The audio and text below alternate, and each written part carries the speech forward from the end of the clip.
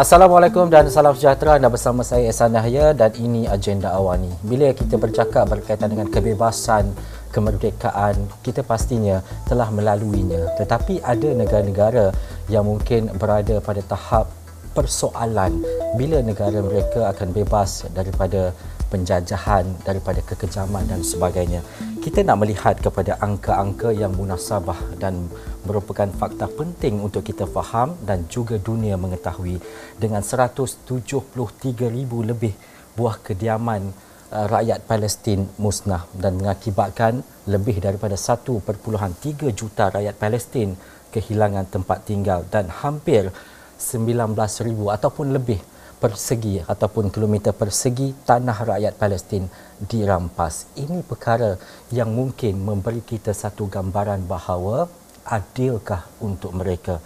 Kita bercakap hal ini dengan lebih lanjut bersama-sama tetamu saya di studio, Ustaz Syed Ahmad Israq Syed Ibrahim yang merupakan Ketua Pegawai Eksekutif Iris Institute bersama-sama saya di studio. Assalamualaikum Ustaz. Waalaikumsalam warahmatullahi. Terima kasih Ustaz bersama-sama dengan Esra Awani. Ini isu penting, isu global untuk kita bercakap. Bukan hari ini tetapi sejak berpuluh-puluh tahun yang lalu. Bermula tahun 1948 mungkin rentetan ini berlaku dengan pelbagai cerita dan juga kisah yang mungkin menyentuh seluruh rakyat dan juga masyarakat Islam di seluruh dunia. Tetapi perjalanan ini sekarang ini bagaimana Ustaz melihatnya untuk memastikan adakah sinar kemerdekaan, sinar kebebasan bagi negara-negara seperti Syria, Palestin dan juga Yaman ini? Kalau seperti yang tadi pun disebut pada awal tadi kan tentang fakta-fakta dan nombor-nombor yang menunjukkan kesan daripada konflik di sana, dan kalau boleh saya tambah misalnya yang berlaku juga di negara seperti Syria dan juga di Yaman. Misalnya di Syria sekarang ni hampir boleh kata separuh daripada populasi telah terkeluar daripada rumah asal mereka. Can we imagine, maknanya separuh daripada populasi keseluruhan Syria tidak lagi berada di rumah asal mereka. Dan orang buat satu estimation sepanjang sedekat konflik di Syria tu misalnya, kerugian ekonomi dah mencecah mungkin 1 trilion US dollar. So imagine berapa jauh ke belakang patah balik negara itu daripada sebuah negara yang mungkin negara umat Islam yang sepatutnya boleh menyokong perjuangan dan membantu umat Islam di Palestin, tapi Syria sendiri akhirnya lemah pada waktu ini. Begitu juga kalau kita tengok di Yaman tu, untuk menambah juga statistik kan.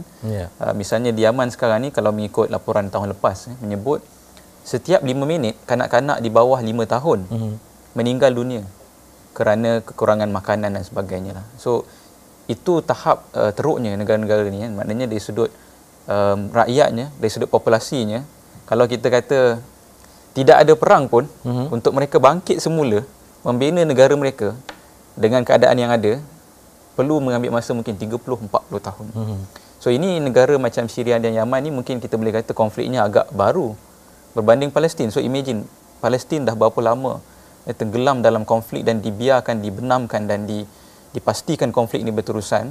Sekiranya mereka nak meraih semula kemerdekaan dan meraih semula pembangunan yang asal sebelum datangnya Zionis ke tanah Timur Tengah ini, bayangkan berapa tahun yang diperlukan, dan satu usaha yang sangat besar sebab begitu dalam dan begitu sebenarnya skalanya dari sudut dalam dan besarnya konflik yang berlaku di Timur Tengah tu boleh kita faham sangat dahsyat. Dan kalau nak faham secara gambarannya lah konflik yang berlaku tu. Ini isu yang mungkin ada dalam kalangan masyarakat melihat bahawa perlu atau tidak kita memikirkan isu-isu global apabila mungkin ada isu-isu tempatan yang masih lagi belum selesai dan sebagainya. Tetapi bila kita bercakap berkaitan dengan kemanusiaan, kebersamaan, perpaduan dalam kalangan masyarakat Islam khususnya, adakah Ustaz melihat kepada perkara ini jelas untuk membawa kepada sesuatu yang lebih membawa sinar kepada negara-negara seperti ini? Dan sebenarnya kalau kita nak berkaitkan kenapa kita membincangkan isu ni, dia secara perlahan-lahan akan terkena pada batang hidung kita juga. Eventually it will come to us lah kan, dalam bahasa lainnya maknanya apa yang berlaku di sana sebenarnya akan berlaku juga di negara-negara Islam yang lain. Sebab tu saya sebut apa yang berlaku di Palestin dah berdekad-dekad lamanya. Sekarang ni kita melihat pattern berlaku juga usaha untuk membenam atau menjejaskan kekuasaan atau kekuatan umat Islam di negara-negara yang berjiran dengan Palestin. Sebab itu kita tengok konflik berlaku di Syria, konflik berlaku di Yaman, bahkan di seluruh negara-negara yang di Syam, negara-negara Afrika Utara dan sebagainya. Apa yang berlaku di Palestin akan berlaku kepada mereka tidak lama lagi. Kan, dan mungkin sama ada pemimpin mereka sedar atau tidak. Apa yang berlaku kepada Palestin akan berlaku pada mereka tidak lama lagi. Apa yang berlaku di Palestin? Yang berlaku di Palestin seperti yang disebut ialah satu masalah ataupun satu jenayah kepada kemanusiaan itu sendiri. Kan, satu genosid. Saya suka untuk melontarkan istilah apa yang berlaku di Palestin sebenarnya adalah satu genosid. Genosid yang mungkin orang kata ada je rakyat bangsa Palestin yang masih boleh hidup, kan? Tapi sebenarnya yang boleh dibenarkan hidup ialah yang sanggup menerima kewujudan negara haram Israel, yang sanggup tunduk kepada sejarah palsu yang ingin diangkat oleh rejim Zionis Israel dan sebagainya. Baru tadi saya tengok berita, kan, maknanya rejim Zionis Israel sekarang ni tengah cuba ubah semua silibus sejarah kepada sekolah-sekolah yang anak-anak Palestin ni belajar. Dan mereka tidak akan kenal lagi Palestin sebagaimana yang asalnya. Tidak ada lagi Palestin. Tidak ada lagi sejarah umat Islam di Palestin. Hapus. Jadi sama ada genosid secara fizikal maupun genosid secara sejarah, penghapusan sejarah, penghapusan jati diri dan sebagainya. Dan sebab tu saya sebut konflik yang berlaku di negara-negara yang lain juga sebenarnya akan menghala ke situ. Bermakna total wipe out kepada umat Islam. Total wipe out kepada umat Islam kerana mereka Islam dan kerana mereka mempertahankan sebuah wilayah yang dahulunya secara adilnya dan secara haknya berada di dalam pentadbiran dan penjagaan umat Islam. Dan sebelum datangnya Zionis yang secara haramnya melakukan tindakan-tindakan mereka. Ustaz, Zionis ini secara nyata dia tidak bergerak sendiri, tetapi ia ada sokongan-sokongan padu negara-negara tertentu contohnya.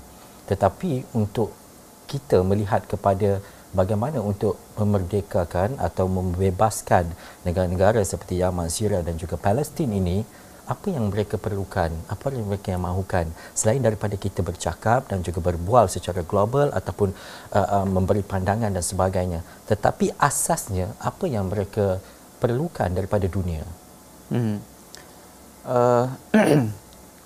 Kita boleh umpamakan, misalnya rakyat di Palestin ni umpama frontliner kita lah. Dulu kita dalam COVID, kita ada frontliner dan kita yang mungkin duduk di rumah yang boleh layan internet dan sebagainya, kita mengharapkan kepada frontliner kita untuk berjuang berdepan dengan virus. Umpama begitulah sebenarnya rakyat Palestin ialah frontliner kita dalam isu mempertahankan kesucian, dan dalam konteks tanah Palestin dia bukan sekadar itu ialah kita panggil watan, tanah air mereka sahaja. Itu ialah tanah suci bagi seluruh umat Islam sebagaimana sucinya Masjidil Haram, Masjid Nabawi dan sebagainya, kan. Jadi mereka berada di situ berjuang mewakili kita. Dan sepatutnya mereka mendapat pertolongan padu daripada rakan-rakan yang terdekat, iaitu negara-negara Arab. Kan, jiran, patutnya jiran orang pertama tolong, kan. Dan kemudian juga mendapat sokongan padu daripada saudara seagama yang kita ni yang walaupun jauh di Asia Tenggara dan sebagainya, kan.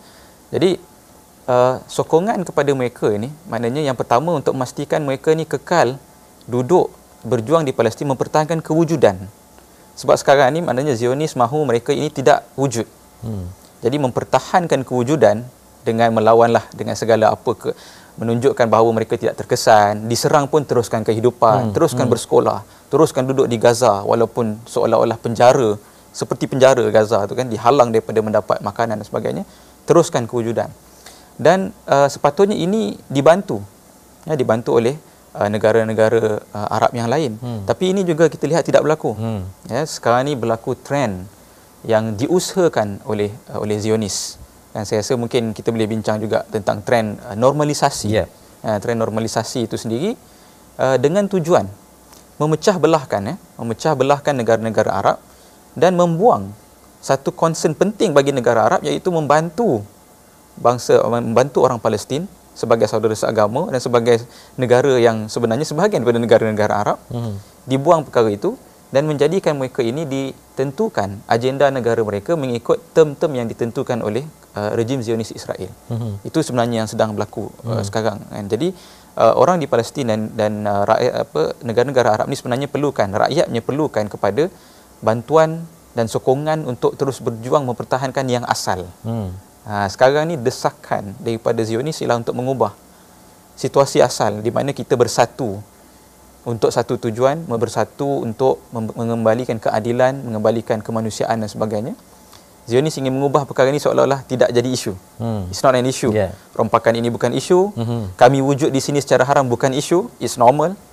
Kan? Dan segala yang kami buat dengan mencetuskan peperangan, dan kita tahu sebenarnya konflik-konflik seperti di Syria, di Yaman, di Lebanon dan sebagainya, kita tahu siapa di belakangnya. Kan? Dan benda bukan susah nak dikaji. Bila kita kaji, kita boleh lihat fingerprints of Zionists berada di sebalik konflik-konflik ini. Mereka mahukan wilayah ini bergolak supaya kita tidak boleh menyokong, tidak boleh bersatu dan menyokong perjuangan yang dilakukan oleh frontliner kita di tanah Palestin. Agendanya kadang-kadang walaupun ia menuju ke arah satu benda, tetapi kita dapat lihat dengan jelas dan sebagainya. Ustaz menyebut berkaitan dengan normalisasi. Kita tahu perjanjian normalisasi antara Bahrain dan juga Israel, dan ia juga memberi, kalau kita nak melihat kepada bagaimana ia memberi tamparan besar untuk rakyat Malaysia dan juga masyarakat Islam seluruh dunia khususnya. Kalau Ustaz boleh perjelaskan lagi dengan lebih lanjut berkaitan dengan normalisasi ini, supaya kita faham dan juga kita dapat menilai apa yang perlu, apa yang tidak perlu berlaku, dan juga apa yang sedang berlaku ketika ini. Jadi kita faham kewujudan Zionis Israel di negara yang mengambil secara haram tanah Palestin ini sebagai satu tindakan yang tidak diterima. Tidak diterima oleh orang Islam, bahkan tidak diterima oleh dunia antarabangsa. Jadi mereka ingin mengubah, maknanya daripada sebuah entiti haram menjadi entiti yang sah. Seperti mana-mana negara lain. Jadi jika itu berjaya diubah, terpadamlah segala isu yang kononnya orang tuduh mereka ni. Mereka ni mengambil tanah, mengambil itu, menghalau, menyebabkan berlakunya imigran keluar, pelarian sebagainya. Terputus isu, terpadam sebab kami sah. Apa yang kami lakukan ini sah. Dan itu yang cuba dicapai melalui normalisasi yang dibuat oleh Israel khususnya dengan negara-negara Arab ini. Kan? Jadi normalisasi yang dilakukan ini sebenarnya serampang beberapa mata. Dan bagi mereka, tujuan akhir mereka ialah wujudnya mereka secara sah dan wilayah ini secara keseluruhannya duduk di bawah pengaruh Israel. Dan ini yang dinamakan sebagai projek Israel Raya, The Greater Israel. Jadi projek Israel, mereka tahu mereka tidak boleh hidup dalam satu wilayah yang dikelilingi oleh musuh.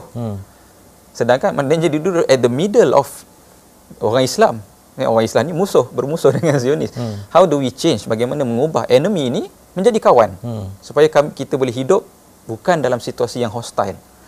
Jadi dengan itu perlu melakukan normalisasi. Apa yang ditawarkan? Apa yang ditawarkan? Sebab itu ini secara jelas juga, dan kita lihat memang ada perbezaan antara rakyat di negara-negara yang melakukan normalisasi ini dengan kepimpinannya.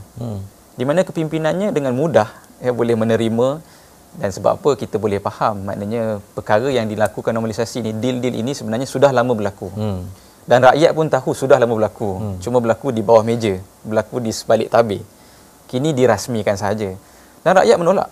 Rakyat menolak. Kita boleh tengok di negara-negara Arab, mereka kata macam mana kita boleh menerima musuh yang merampas tanah air kita, melakukan penzaliman ke atas saudara kita dan sebagainya sebagai sahabat baik.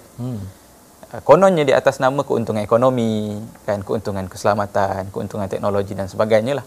Dan janji-janji yang saya rasa sebenarnya janji palsu. Dan dalam sejarah Zionis, dalam sejarah dunia sekalipun, kalau kita tengok, tidak pernah sebenarnya rejim Zionis ni merupakan rejim yang menghormati perjanjian. Adalah bodoh sebenarnya bagi satu-satu pihak menerima perjanjian dengan Zionis. Sejarah-sejarahnya, track record tidak ada menunjukkan mereka honor agreement yang mereka buat. Semua mereka langgar. Kan, cakap lain buat lain. Perkara biasa, ialah perompak, kan. Jadi kita pun kadang tak faham. Jadi boleh saya sebut di sini apa yang saya nak lontar menurut kajian kami melihat kerajaan-kerajaan yang ada, mengapa mereka boleh melakukan normalisasi ialah kerana wujudnya proksi-proksi Zionis itu sendiri.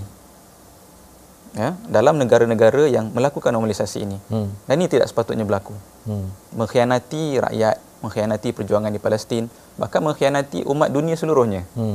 Kita bagi tahu orang lain pun, walaupun orang bukan Islam, mereka melihat apa yang dilakukan oleh Zionis it's not fair, tidak berperi kemanusiaan, salah secara undang-undang, kan. Dia patut ditolak, patut di-reversekan apa yang berlaku ini.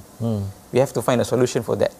Macam mana boleh tiba-tiba kita kata normalkan, kan. Jadi macam mana perkara yang pelik boleh diterima bermakna wujudnya proksi yang memeterai kan perkara ini. Dan itu yang sedang berlaku dan kita risau ianya juga mungkin berlaku ke negara-negara lain. Kita hari ini alhamdulillah Malaysia sehingga ke hari ini masih kekal berpendirian tidak mengiktiraf Israel.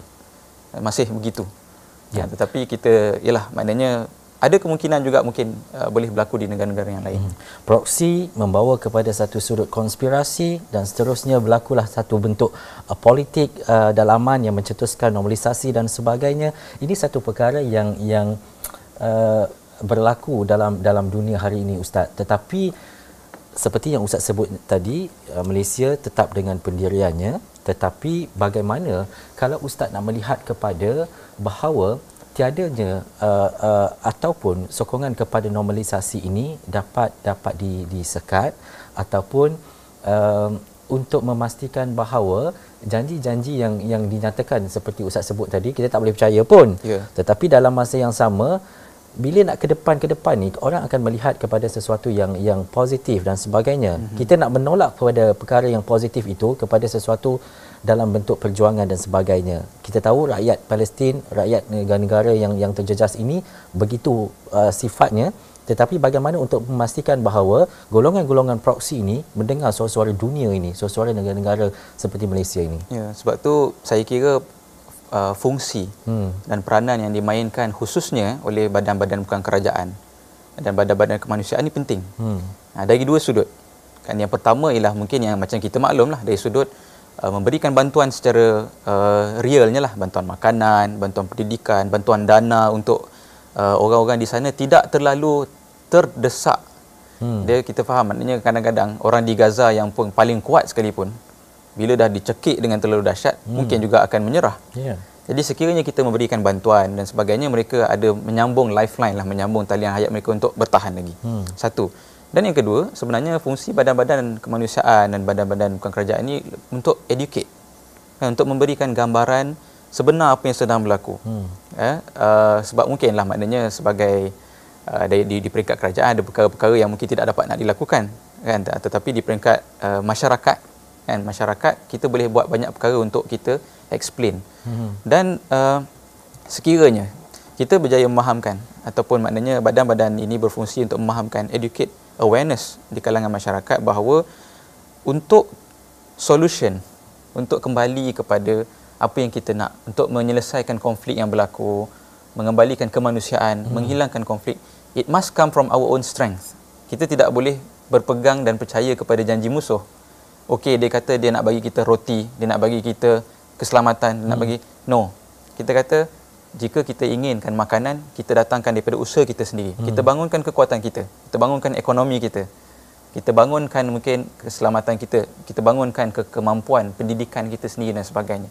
Hanya itulah yang boleh menyelesaikan konflik-konflik yang sedang berlaku ini. Kalau umat Islam di seluruh dunia faham, kita akan bersegeralah maknanya untuk membina pelbagai kemampuan. Sehingga jika ditawarkan oleh musuh pelbagai gula-gula, istilahnya kan, pelbagai janji-janji pun dan sebagainya, kita akan mendesak kata kenapa kita perlu kepada semua ni? Adakah kita terlalu lemah sehingga kita perlu bergantung kepada musuh kita?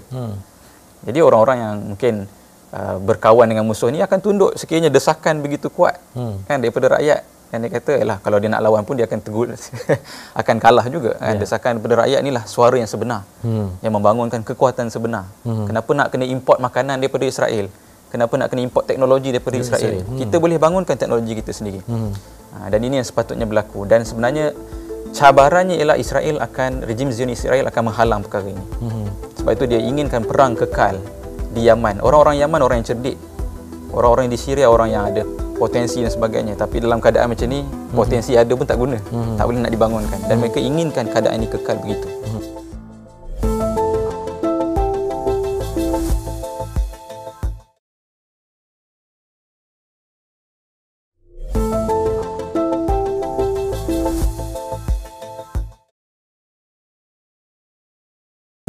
Ustaz, ini mungkin soalan yang biasa kita dengar, tetapi mungkin soalan daripada Marhain juga untuk kita faham.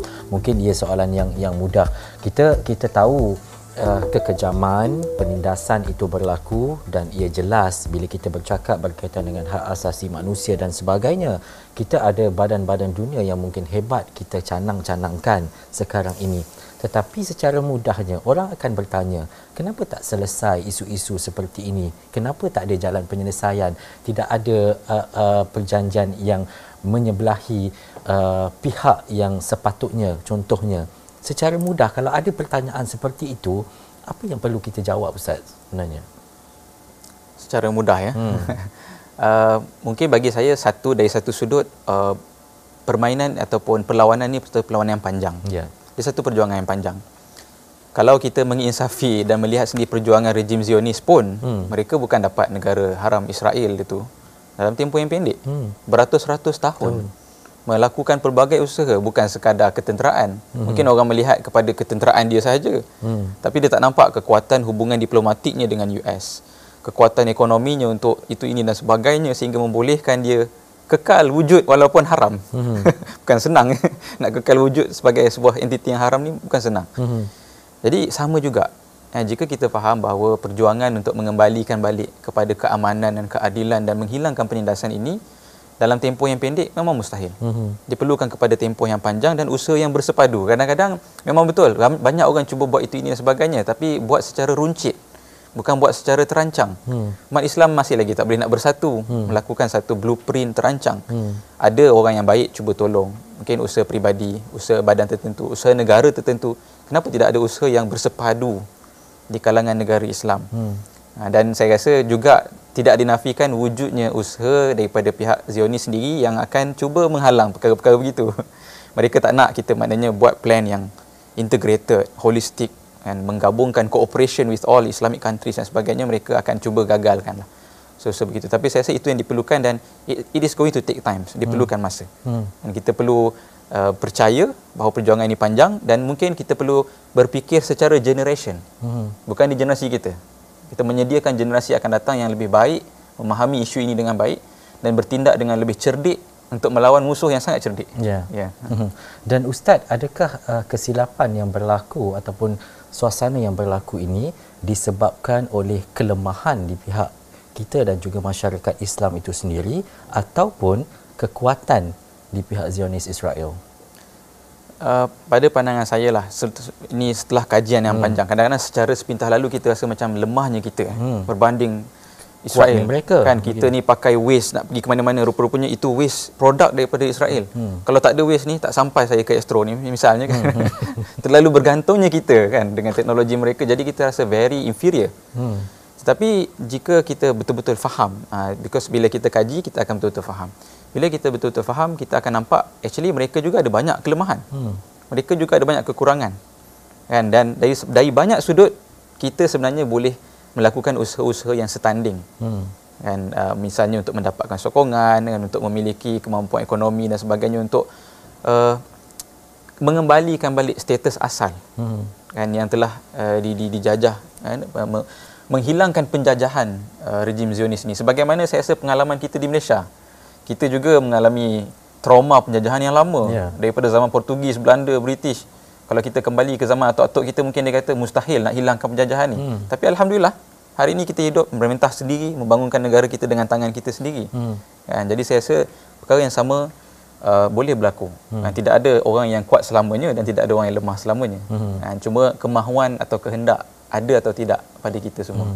Itu boleh berlaku, tetapi kita perlu faham juga yang bahawa mungkin penjajahan dahulu tidak sama dengan penjajahan di era moden sekarang ini. Tapi di akhir sekali Ustaz, kita faham banyak NGO dan juga memainkan peranan yang cukup penting, terutamanya di Malaysia. Sebagai sebuah NGO di Iris Institute contohnya, apa yang Ustaz mahukan bersama dengan tim khususnya, selain daripada membuat kajian dan juga berbicara dengan perkara ini, tetapi bagaimana untuk Ustaz pastikan bahawa apa yang kita bincangkan, apa yang dimahukan oleh Iris ini sampai kepada negara-negara ini dan dunia mendengar, khususnya untuk sama-sama kita bergerak bersatu padu, kebersamaan itu ada dalam memastikan bahawa adanya merdeka bagi negara-negara ini? Ya, kami memang di IRIS khususnya dan juga mungkin ada juga badan-badan lain yang saya kenal memang menumpukan kepada memahami akar masalah. When we don't know the root of the problem, kita akan buat penyelesaian yang tempelan. Penyelesaian yang sebenarnya mungkin pakai plaster, makan Panadol, tetapi sakit sebenar masih ada di situ. So, fokus kajian kami dan fokus apa yang sebenarnya perlu kepada umat Islam is to understand the root of the problem. Dan kalau contohnya juga untuk memahami siapakah yang jahat, kita juga perlu faham siapa yang dalang sebenar. We can see so many actors on the stage, but do we know who is the real culprit? Adakah kita kenal siapa dalang sebenar? Ini yang sebenarnya masalah kepada kita. Mungkin itu juga punca kenapa lama kita buat macam-macam, tak terjejas. Sebab kita tidak attack the real problem. Kita tidak attack the real culprit. Dan untuk memahami perkara itu, kita perlu kepada satu kajian yang tersendiri. Dan keluar daripada framework yang mungkin digunakan. Dan saya secara terus terang saya nyatakan di sini juga, secara akademiknya, Zionis juga menguasai banyak benda. Mereka akan mengekang daripada kita memahami isu ini secara betul. Akhirnya kita akan pusing, kita faham balik cara yang mereka nak. Dan saya boleh bincang dengan kawan-kawan dalam dunia akademik pun mengakui perkara ni. Kawan-kawan pensyarah dan sebagainya, dia kata dia akan blok. Jadi ini saya rasa satu perjuangan bukan sahaja IRIS, tetapi semua orang yang ingin memahami perkara ini. Dan kami sendiri memang melakukan kajian ke situ, dan kami berharap lebih ramai orang Islam dan juga orang lain di seluruh dunia understand the real problem, because only bila sekiranya kita faham the real problem dan nampak perkara sebenar, baru kita boleh fikirkan solution yang sebenar, dan barulah akan berlakunya real change on the ground. Sekiranya tidak, kita akan mungkin mengulangi hari ini perang, tahun depan perang lagi, tahun seterusnya serangan lagi, dan kita mungkin berulang perkara itu. Tidak menyesal. Badan seperti IRIS Institute ini sangat penting untuk kita.